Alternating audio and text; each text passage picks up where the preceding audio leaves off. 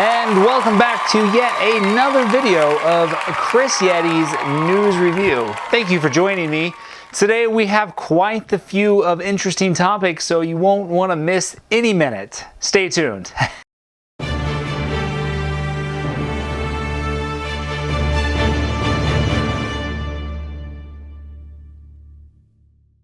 Alright, so first up, we're going to talk about our buddies in China. Old China. Thanks to these guys, we really have quite set the bar on what we're going to do with COVID.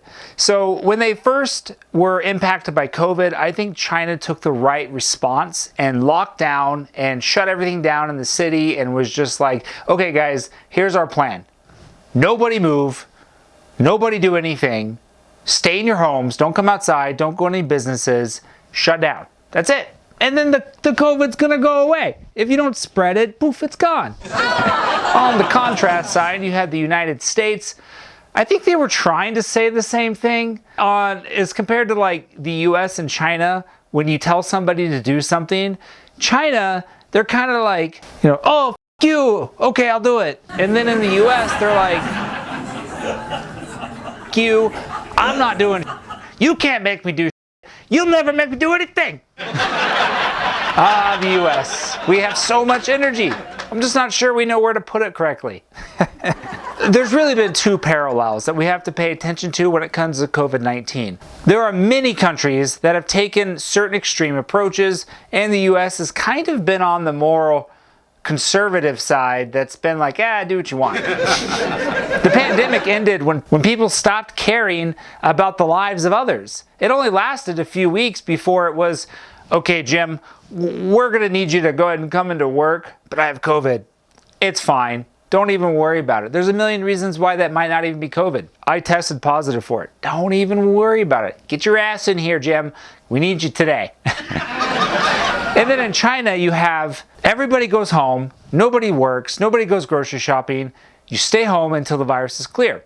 They will shut down an entire city that makes billions of dollars a day just to not spread COVID. Yeah, there's problems with COVID. People are getting sick, people are dying. It's a real issue. But what's even more real and what's actually happening is the United States, by poor choices, is becoming more and more immune to COVID. We're kicking out more strains, we're breathing it in, we're getting more sick. Every 6 months, we're pretty much getting reinfected with a new strain of COVID, and people have stopped testing for it. People are just saying, it's a flu, or it's this other thing, no big deal.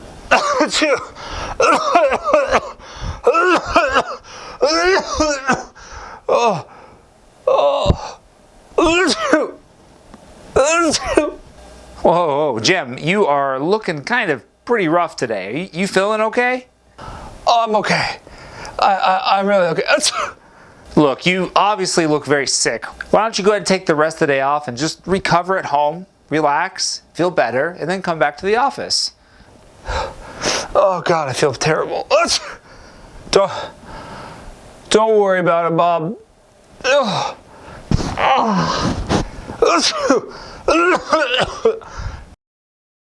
I don't need to take the day off. I don't have COVID, so it's okay to be at work. So, even though the US has probably had a tremendous amount of more deaths than somewhere like China, we are inevitably following the human chain of evolution, and people are adapting to this strain. We've adapted to the first strain, we've adapted to the second strain, we're getting up by the third and fourth strain, but the survivors are definitely going to adapt. And then those who are left over are going to continue adapting this strain. The US isn't shutting anything down. And then on China, you have them taking the extreme opposite. And it wouldn't be bad. I think they took the right measure, except the fact that they keep repeating this measure. I'm not sure that that's going to work out for them in the long term. I mean, there are huge financial losses that are happening by shutting down the economy. But then also the people they're trying to prevent from getting sick still end up getting sick at another point, but not at the rate at the US. So the US immunity is like way up here, And then China's immunity is pretty much way down here. And that's going to lead to some really, really interesting results in the next 10 years at the earliest. I mean, you want to talk about 10, 20, 30, 40, 50 years, even a whole century. Not just COVID, but other diseases that come about. China and the US pretty much have set policies on how they're going to respond to future pandemics now that it's a precedent. It would take tremendous energy to change any one of those directions. So, over the next course of a few decades, the US, through sheer willpower, is going to continue gaining immunities to this virus and other viruses at the expense of people dying.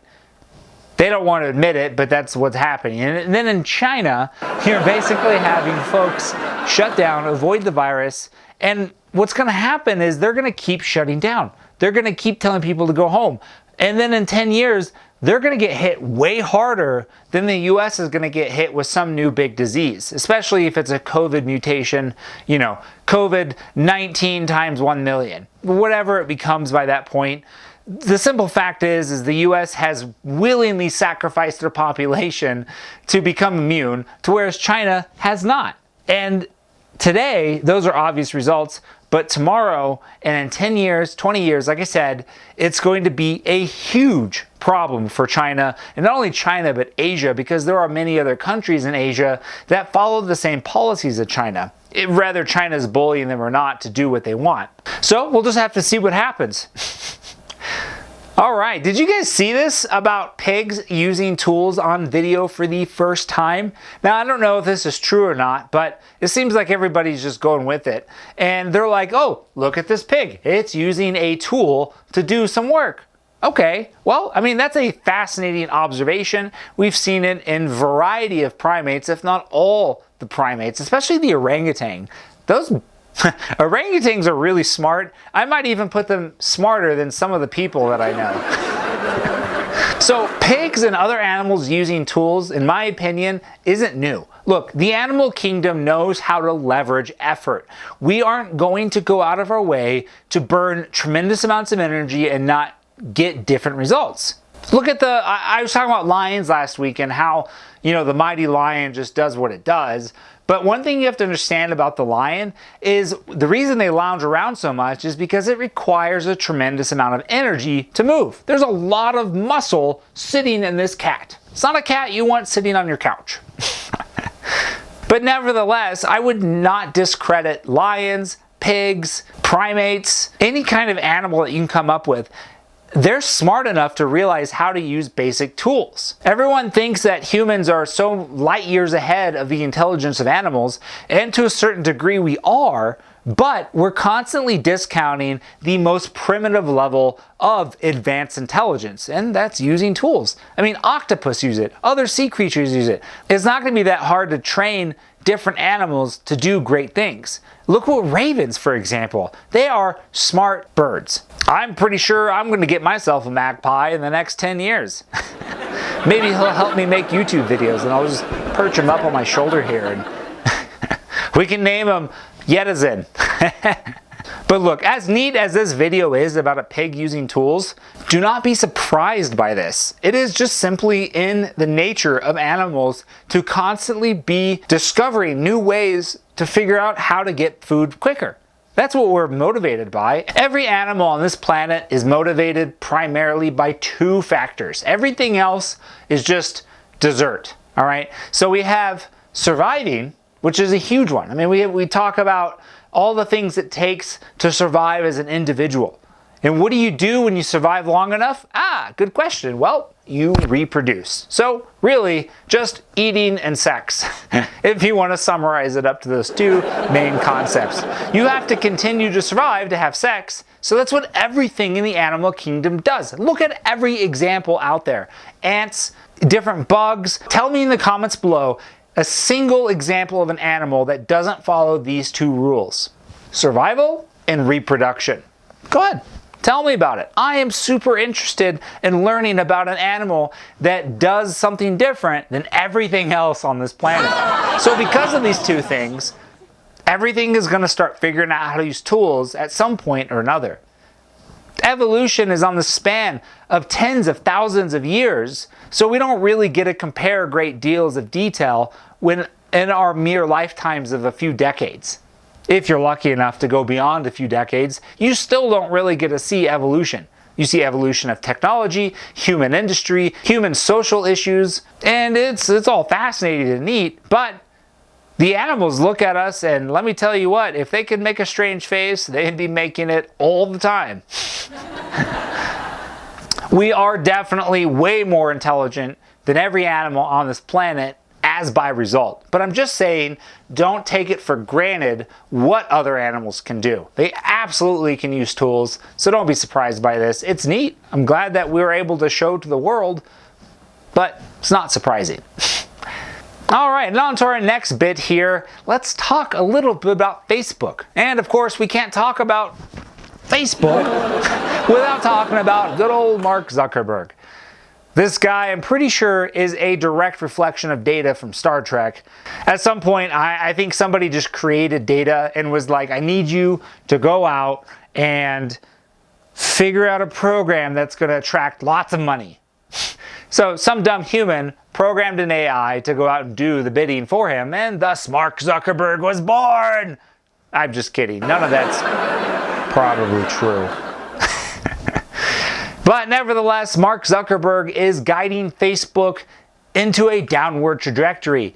He's gone up from quite a bit from Facebook when they were at like $3.50 a share, and then they changed the name to Meta, and then they dropped their shares because I think they're struggling to figure out their purpose. And I thought they figured out their purpose, and then they expanded and struggling to figure out their purpose again, and just like,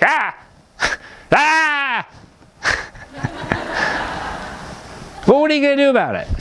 They got billions of dollars to throw in the wind, and whatever they want to make, I guess it's cool. There are so many tools that if Elon had more money, maybe he could do more. But then you have Mark Zuckerberg, who's sitting there spending his billions of dollars on a metaverse. Have you guys heard about this nonsense? I'm sorry. I love the idea of technology. I love the idea of something like Second Life, like this really advanced version of where we can all just, plug in, jack into the matrix and feel and sense and taste and see everything around us as if it were a one-to-one reality. But unfortunately, all of these attempts to get to that one-to-one reality in theory are just half-baked efforts that you get in, you have a bit of a virtual experience, like, oh, this is cool, I'm done with it. Mark Zuckerberg is sitting there like, oh, if you put on this cool headset, that costs a tremendous amount of money. There's like $1,500 for this thing. You can have all these monitors and type on a virtual keyboard and a virtual office. I actually truly believe that Mark understands the future of where this is going. There will be virtual offices in the future. This idea of working remote, isolated to the point where people can't see you, is a limited time feature. Let me tell you, there's going to be a day where the employer is able to see and monitor where you're at no matter where you are at. And I'm not going to get off on that rant all on its own, but I'm just saying the virtual office is a real concept. I love it. I like it. But the execution that Mark Zuckerberg is doing is quite frankly an embarrassment to this concept, and it needs to be shut down immediately. I mean, when people are comparing better graphics and experience to the Miiverse on Nintendo Wii to something that Facebook has sunk hundreds of millions of dollars on to get to this point, I really want to give them the benefit of the doubt that they're creating a great foundation, but I'm having a hard time. Please let me know in the comments below if you think the metaverse is actually going to become something real, if you think this is the actual bridge from our current space of reality to a virtual space of reality. It's going to happen someday, but I don't think we're there yet. What do you think? All right, let's move on to our gaming section. And of course, we're gonna talk about Call of Duty. Modern Warfare 2. This game was originally released in 2009, and everybody lost their minds because of how much fun it was. I particularly remember working at my overnight job, and I had some crappy laptop that I just loaded up, and it would always crash on me, but boy, did I have lots of fun raging online with Modern Warfare 2 in 2009. Fast forward to this date, we have had iteration after iteration after iteration after iteration of Call of Duty games. And every Call of Duty game sticks so close to the core, it makes Halo sequels look like a completely different concept every time. Look, there's nothing wrong with keeping Call of Duty to the core. That's what works. You know, the saying goes, don't fix what isn't broken. And I think that Activision and Treyarch and all these other companies have realized that, so they just keep pumping out very little and very few features in between each iteration. We get a little bit of graphic update, we get some new features like sliding or wall jumping, and then the next one everyone complains about wall jumping, so then they take it back, and they're like, no more wall jumping, no more wall climbing or wall running or any of that jazz. You want to do that, you go on Apex. Call of Duty, in my opinion, has transformed incredibly minimal over the past 10 years, if not more. So when they finally released Modern Warfare 2, I expected to see a plethora of the original maps that captured that feeling of the game. I bought it. I spent $69. It's not even $59 anymore for a game. It's $69. If I didn't have friends that played this game, I would have had a real hard time clicking that purchase button. Let me tell you what. It's because of the friends why I keep playing Call of Duty. It's not the game itself. It's just the interaction with the people that I know. So be aware, those who are making Call of Duty, if you can't continue the relationship with friends, by the way, your social portion of the game sucks. It's constantly a pain in the ass to try to chase down who's online, who's not, why you can't join them, why not. It's just all over the place. The cross-platform, though, that's a nice touch. I think that is a default for all games moving forward. PlayStation, stop screwing this up for people. Go cross-platform on everything. But look, my ultimate complaint here is the game that they released, because it's so similar to all the versions of Call of Duty that they have released in the past 10 years, it really hasn't made that big of an impact on me. I'm sitting there playing, okay, yeah, it's Call of Duty, but where's the old maps? How does this feel like Modern Warfare 2? Tell me in the comments, what is the #1 aspect about this game that makes you feel like it's Modern Warfare 2 other than the title? I mean, if you took Modern Warfare 2 out of the title and just slapped in Call of Duty 18, would you even know? Maybe they throw in some old maps that we've been playing from Modern Warfare 2 eventually, and it's like, oh yeah, those are those cool maps from that one game. I mean, would anybody even know the difference? I just feel like I'm getting pulled a fast one here about Call of Duty Modern Warfare 2 remake. And it doesn't feel like a remake, but it does feel like a remake at the same time, only because all Call of Duties feel the same. Please, somebody, help me gain my sanity. Tell me what's the difference. Oh well, I'm going to keep playing because I love the social interaction with my friends. Mostly, I like to beat the pants off of them and see how well I'm doing. Nothing feels better than getting 25 kills in a game and 10 deaths and be like, yeah. All right, so now we're going to move on to our sports section, and of course, I pretty much only talk about NBA at this point. I've been getting kind of more into NFL, but I got really deep into NBA, and it has nothing to do with sports gambling. I promise?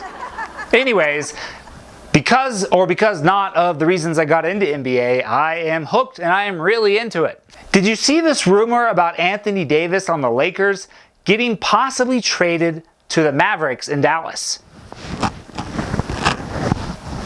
That would be an amazing move. I have been saying for the longest time, at least in work and whatnot, that if my boy Luka had more help in Dallas, they would be unstoppable. This guy is like a combination of LeBron and Steph Curry. He has better defense than Steph Curry, and then he shoots better than LeBron. Wow. I went on my rant in the last video where I'm talking about Steph Curry is going to be the greatest shooter of all time. I think he's going to break LeBron's goal of, what is it, like 26,000 points or something like that, to have the highest record in shooting for the whole career. I think LeBron's going to get it this year, maybe next year at the worst, but then Steph Curry is going to quickly close that gap and take over. I think within a few years before LeBron did anyway. So LeBron is how old he is, and then you got Steph Curry, who's a few years younger. If Steph Curry can play until he's 40, I think he's actually going to have like a 30,000 score. But neither of these guys, LeBron James or Steph Curry, are as exciting to me as Luka. This guy on the Mavericks is amazing. He's better than Ja Morant, in my opinion. Let me know if I'm wrong in the comments below. It's going to be an incredible season. And if Anthony Davis actually moved to the Mavericks to help Luka, I don't care who they trade on the Dallas Mavericks, that would be incredible. I think he would be more motivated than ever to work alongside somebody other than LeBron. LeBron is great, guys. He proved that many times over, but I think the Lakers are kind of at a dead end. It seems to me more that LeBron is more focused on getting his sons to play with him in the league than he is winning the championship. Yeah, he doesn't want to lose. Yeah, he's really motivated to not lose, but I don't think that's his biggest motivation. I think at this point he's realized he's probably not going to get more championships. So he's setting up other goals to succeed in, which is fine. There's nothing to really rag on that. But if I'm a Laker, I'm going to want to move off the Lakers because, I mean, if you're wanting to win, that's probably the best choice. So I think Anthony Davis should absolutely entertain this to the Mavericks. Go to the Mavericks, Anthony. Go! God, that would be so phenomenal. Guaranteed they make conference finals with Anthony Davis and Luka, if not finals. Guaranteed. Did you see what they did last year? They just completely wrecked the playoffs. Until Steph Curry wrecked them. But that was kind of up for grabs for a little bit. All right, folks, that's going to do it for us today on Kris Yeti's News Review. I refilled my beer. So until next time, cheers and good night.